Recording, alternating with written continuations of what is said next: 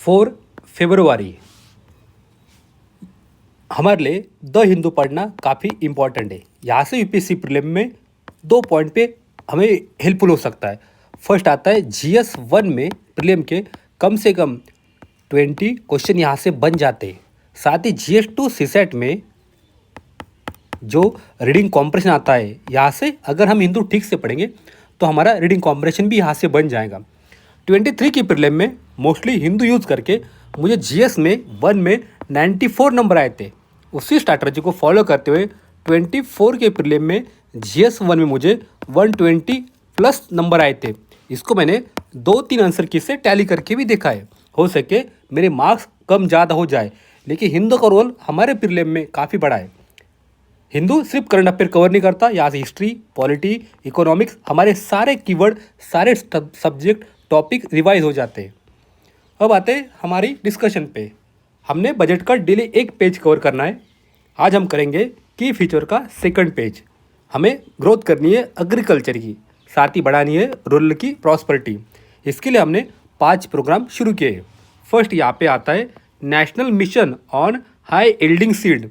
जहाँ पे जो बीज रहेंगे सीड, उसकी यील्ड ज़्यादा आ जाए, इस पर हमारा फोकस है। हम टारगेट करेंगे development and propagation of seed, जिसकी यील्डिंग, जिसकी जो फसल हो ज़्यादा उत्पाद आ जाए, जो पेस्ट रेसिस्टेंट हो, साथ ही क्लाइमेट रेजिलेंस हो, मतलब बारिश, सूखा कुछ भी हो जाए, हमारी फसल को कोई नुकसान ना हो। यहाँ पे सेकंड आता है किसान क्रेडिट कार्ड। हमने अब इसकी जो लिमिट है उसको बढ़ा दी है। यहाँ पे किसान को मिलता है शॉर्ट टर्म लोन। यहाँ से प्रीलिम का क्वेश्चन बन सकता है। हम ये 5 लाख अब बढ़ा दिया है। जो लोन मिलेगा फार्मर को, फिशरमैन को, साथ ही डेयरी फार्मर को, किसान क्रेडिट कार्ड। अब आते हैं थर्ड प्रोग्राम पे। हमने एक योजना शुरू की है, प्रधानमंत्री धन धान्य कृषि योजना, जहाँ पे हम डेवलप करेंगे एग्रीकल्चर डिस्ट्रिक्ट प्रोग्राम को, जिसमें 100 डिस्ट्रिक्ट रहेंगे। साथ ही हम हेल्प करेंगे 1.7 करोड़ फार्मर्स को।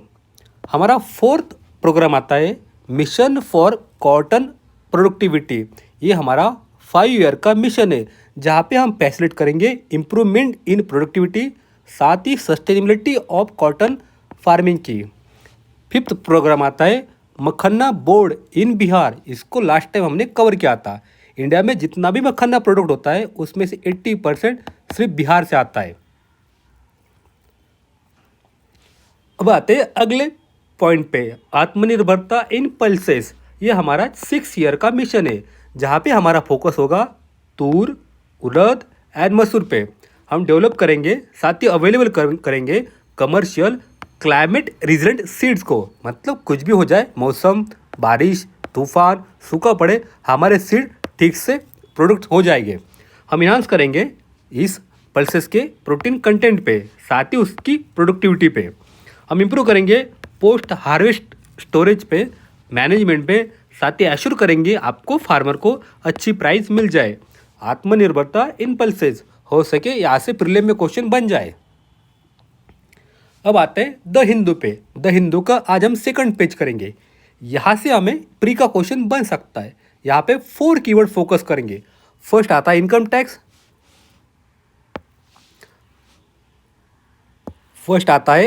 टैक्स, सेकंड आता है GST, थर्ड आता है कॉर्पोरेट टैक्स, फोर्थ आता है अदर।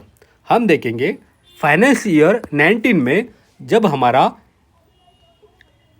हमारा कॉर्पोरेट टैक्स 31% था, लेकिन जब से हमने कॉर्पोरेट टैक्स के रेट को कम किया है, अब कम होके हमारा जो ग्रॉस टैक्स कलेक्शन है उसमें कॉर्पोरेट टैक्स का कंट्रीब्यूशन ओनली 25% रह गया है। अब आते हैं सेकंड, इस पे हम बात करेंगे इनकम टैक्स की। इनकम टैक्स फाइनेंशियल ईयर 19 में था 22%, अब उसको इंक्रीज होके हो गया 33%। टोटल ग्रॉस टैक्स कलेक्शन का 33% इनकम टैक्स से आता है। यहाँ से भी प्री की लाइन बन सकती है। जो स्टार्टिंग में कम था अब बढ़ गया है, कॉर्पोरेट टैक्स ज़्यादा था वो अब कम हो गया है टोटल ग्रॉस टैक्स कलेक्शन में। थर्ड आता है GST हमेशा 25 to 30 के बीच रहा है। ऑर्डर का कलेक्शन 18-15 के बीच में रहा है, जो 15 या 20 के बीच में। लेकिन फाइनेंशियल ईयर 21 में हमारा जो ऑर्डर टैक्स कलेक्शन था वो ज़्यादा 25 के ऊपर चला गया था। अब फिर से फाइनेंशियल ईयर 26 में वो 15 के आसपास रह गया है, 15%। ये हमारे काम का है, हो सके यहाँ से प्रीलिम की लाइन बन जाए। अब आते हैं हमारे सेकंड पेज पे हिंदू का ही। यहाँ पे बात करेंगे इंडस्ट्रियल गुड की। अगर हमें इंडिया में कुछ प्रोडक्ट बनाने हो तो हमें चाहिए रॉ मटेरियल, हम उसको बाहर से इंपोर्ट करते हैं। अब हमने कहा है हम ओनली एक टैरिफ रेट रखेंगे, जिसमें कुछ रेट को जीरो भी रखेंगे। अगर आपको कुछ इंडस्ट्रियल गुड बाहर से इंपोर्ट करना है तो आप इस पर जीरो कस्टम ड्यूटी दीजिए, या फिर 2% दीजिए, या फिर 5%, या फिर 6%, चाहे जितना भी हो जाए। हम रैशनलाइज करेंगे कस्टम ड्यूटी स्ट्रक्चर को फॉर इंडस्ट्रियल गुड के लिए। हम रिमूव करेंगे अदर 7 टैरिफ रेट को, साथ ही एड्रेस करेंगे ड्यूटी इन्वर्जन को। यह हमें सपोर्ट कर सकता है डोमेस्टिक मैन्युफैक्चरिंग में, साथ ही वैल्यू एडिशन में। हम प्रमोट करेंगे एक्सपोर्ट को, साथ ही फैसिलिटेट करेंगे ट्रेड को। यहाँ पे अगला कीवर्ड मिलता है इन्वर्टेड ड्यूटी स्ट्रक्चर। ये क्या होता है देखेंगे। अगर आपने कहीं बाहर से रॉ मटेरियल इंडिया में इंपोर्ट किया है तो हो सके उसकी प्राइस आपको मिलेंगी 1200 रुपीज़, लेकिन आपने अगर उसी रॉ मटेरियल का फाइनल प्रोडक्ट इंडिया में इंपोर्ट किया है तो आपको देने हो सकते मात्र 10,000। मतलब जो फाइनल प्रोडक्ट रहेगा 10,000 का, उसका रॉ मटेरियल रहेगा 12,000 का। इसको कहते हैं inverted duty structure. Final product से रॉ मटेरियल की प्राइस ज़्यादा रहेंगी। अब आते हैं अगले कीवर्ड पे। यहाँ पे मिलता है agriculture infrastructure and development cess. हमें पता है सेज होता है टैक्स पे टैक्स, जो आपको स्पेसिफिक पर्पज़ के लिए कलेक्ट करते हैं। ये टैक्स हम इम्पोज करेंगे एग्रीकल्चर प्रोड्यूस पे, साथ ही सर्टन अदर गुड पे। यहाँ से जो फंड आएगा हम यूज़ करेंगे एग्रीकल्चर इंफ्रास्ट्रक्चर में। यहाँ से प्रीलिम का भी क्वेश्चन बन सकता है। अब आते हैं सेकंड न्यूज़ पे, बात करते हैं टीडीएस की, साथ ही टीसीएस की। क्या है देखते हैं। TCS tax collection at source, मतलब सोर्स पे ही आपका टैक्स कलेक्ट हो जाए। अगर आपकी मंथली सैलरी आ जाती है 20,000 रुपीज़ पर मंथ, लेकिन उसके पहले आपकी ग्रॉस सैलरी होती है, नेट सैलरी 25,000, इसका मतलब आपके 5,000 वहाँ से डिडक्ट हो गए आपके हाथ में आने से पहले। उसको कहा जाता है टैक्स कलेक्शन एट सोर्स, मतलब आपके आने से पहले आपका टैक्स कट गया। सेकंड आता है TDS tax deduction at source, मतलब आपने अगर कोई चीज़ खरीद ली, आपने पेमेंट कर दिया, उस पेमेंट पे जो टैक्स लगता है उसको कहा जाता है टैक्स डिडक्शन एट सोर्स। ये स्टार्टिंग में आता है टीसीएस, टीडीएस बाद में आता है।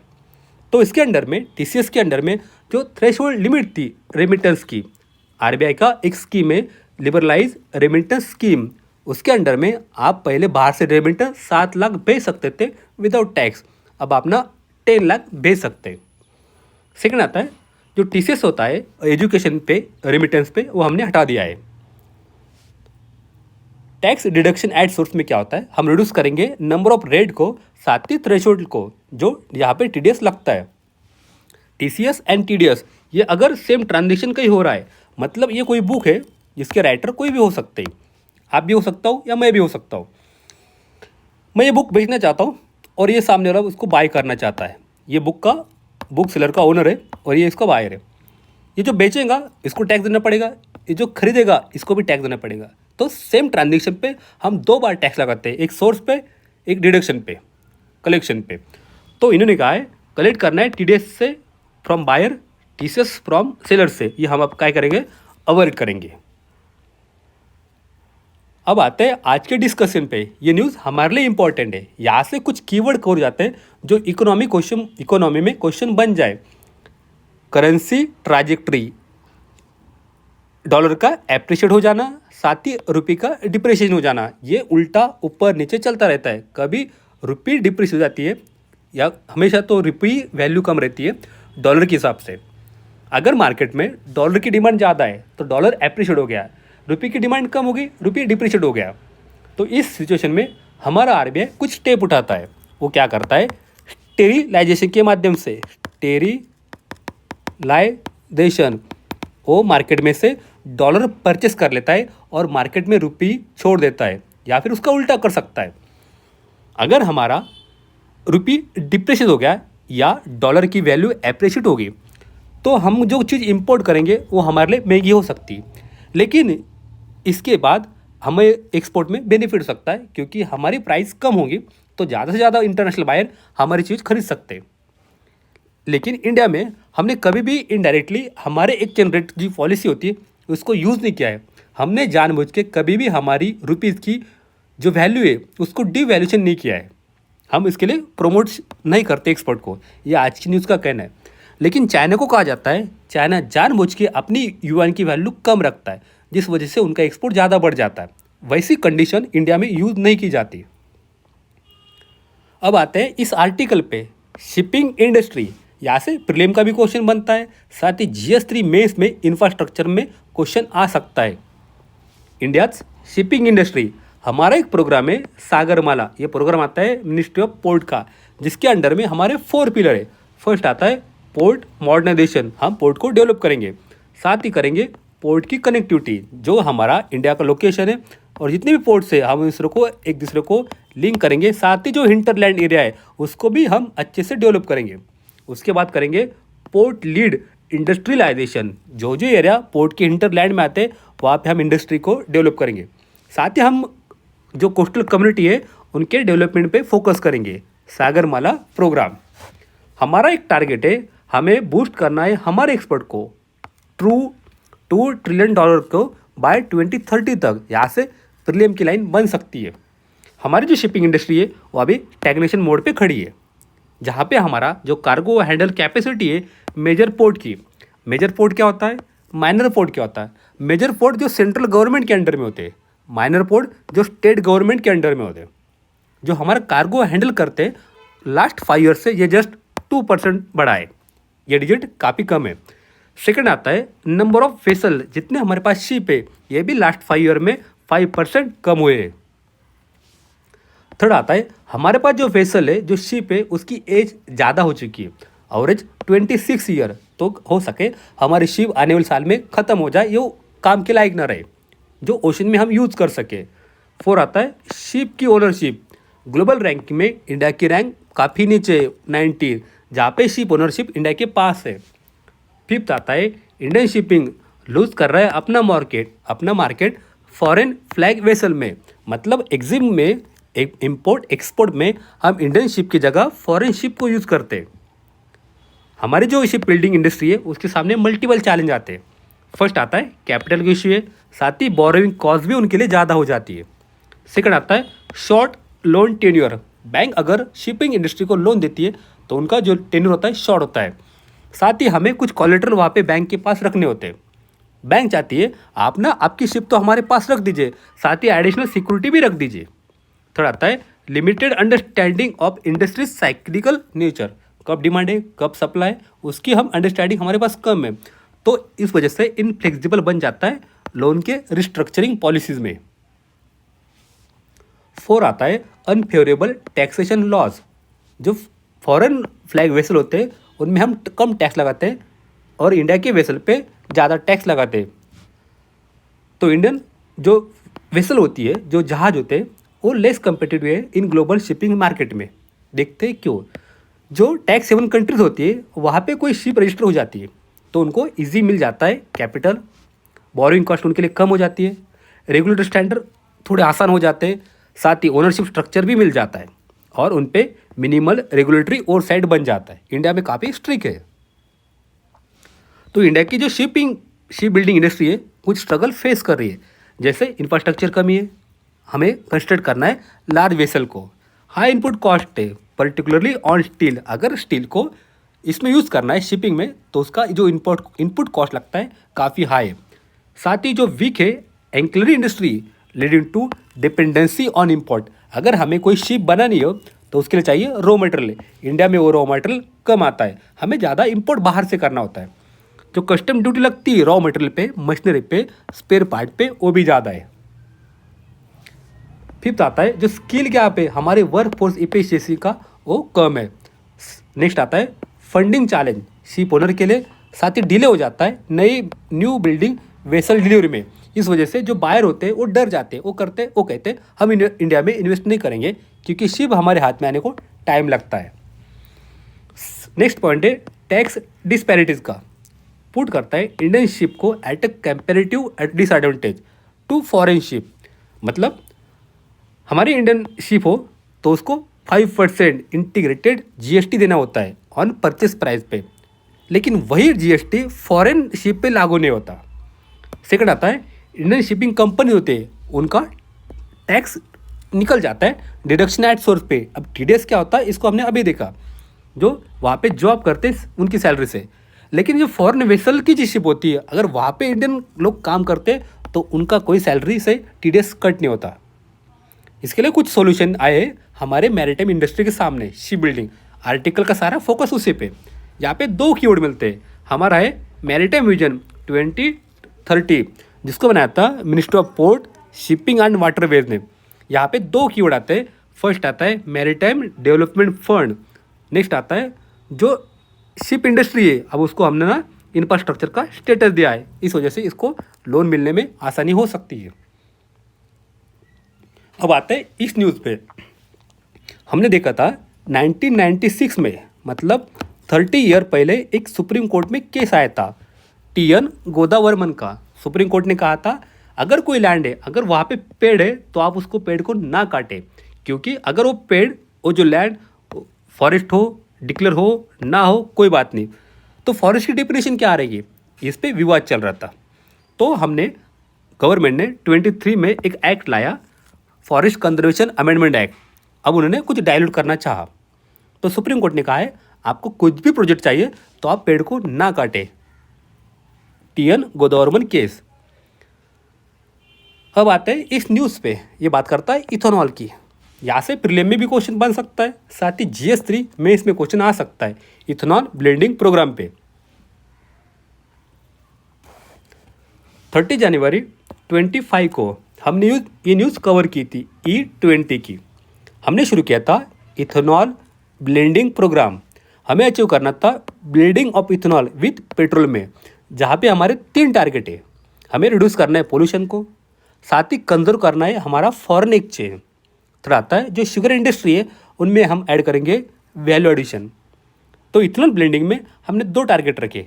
फर्स्ट आता है E10 जहाँ पे हम अचीव करेंगे 10% ब्लेंडिंग बाय 21-22 तक, इसको हमने सक्सेसफुली अचीव किया है।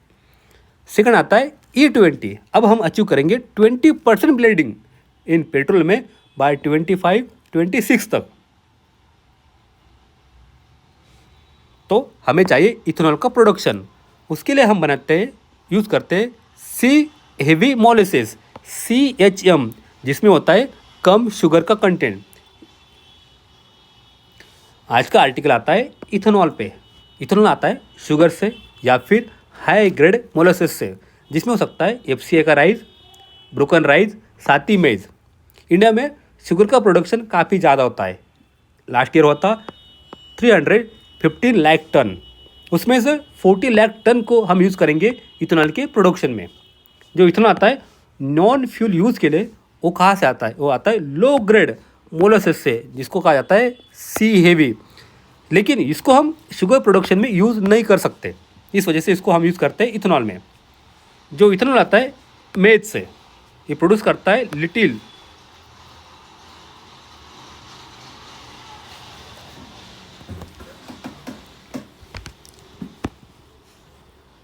इथेनॉल फ्रॉम मेज। अंटिल 2020 तक हम मेज को यूज़ करके इथेनॉल नहीं बनाते थे, लेकिन अब हमने 400 करोड़ लीटर का फ्यूल इथेनॉल बनना शुरू किया है, जो आ सकता है मेज से, मक्के से। इंडिया का जो मेज प्रोडक्शन है ये जस्ट अबाउट इनफ है हमारे ट्रेडिशनल नीड के हिसाब से, जैसे पोल्ट्री सेक्टर में, लाइव स्टॉक फीड में, स्टार्च के प्रोडक्शन में। साथ ही 10% हम ह्यूमन कंजप्शन में मेज को यूज़ करते हैं। हमारी जो गवर्नमेंट है उन्होंने इम्पोज किया था curb on sugar and high quality molasses पे फॉर इथेनॉल के प्रोडक्शन के लिए। आप इथेनॉल के लिए sugar, high quality molasses use नहीं कर सकते। तो उसके बाद जो मेज का इम्पोर्ट था वो काफ़ी बढ़ गया था। हमारे लिए जो मेज प्रोडक्शन स्टेट है वो कौन से देखने इंपॉर्टेंट हो जाता है। कर्नाटका, मध्य प्रदेश, आंध्र प्रदेश, राजस्थान, बिहार एंड उत्तर प्रदेश, ये हमारे मेज प्रोडक्शन स्टेट है। फॉर 24-25 के लिए मेज का आउटपुट बन सकता है 42 मिलियन टन तक। उसमें से जो 9 मिलियन टन आएगा हम यूज़ करेंगे इथेनॉल के प्रोडक्शन में। अभी हमने जो न्यूज़ देखी मैथ्स की मक्के की, उस पर हम एनसीईआरटी पे थोड़ा जाके देखेंगे। ये है 12 की एनसीईआरटी और ये है 8 की एनसीईआरटी ज्योग्राफी की। बात करेंगे मैथ्स की।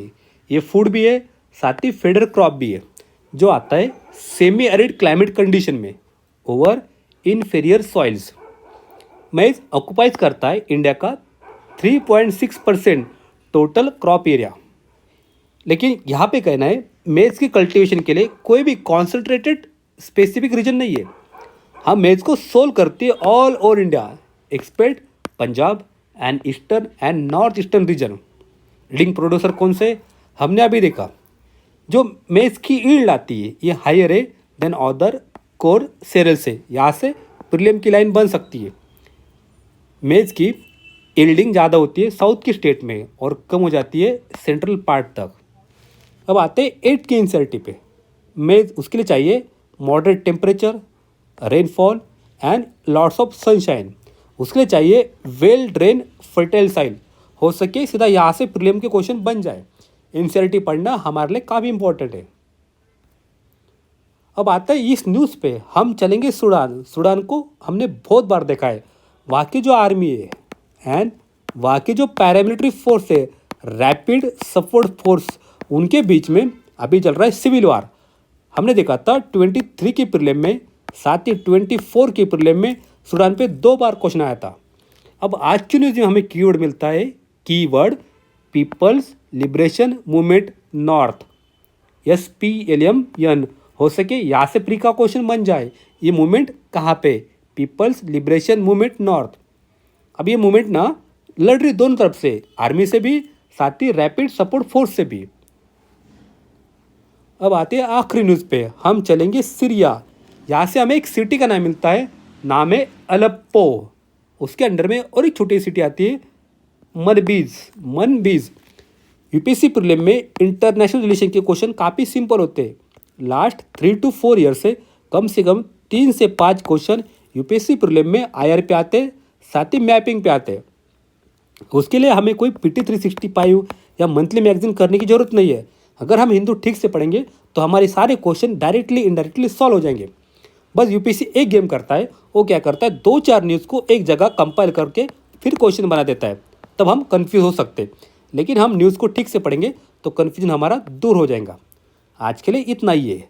इसकी PDF आपको टेलीग्राम चैनल पे मिल जाएंगी, जिसकी लिंक डिस्क्रिप्शन बॉक्स में दी है। पढ़ते रहिए, बढ़ते रहिए। जय हिंद।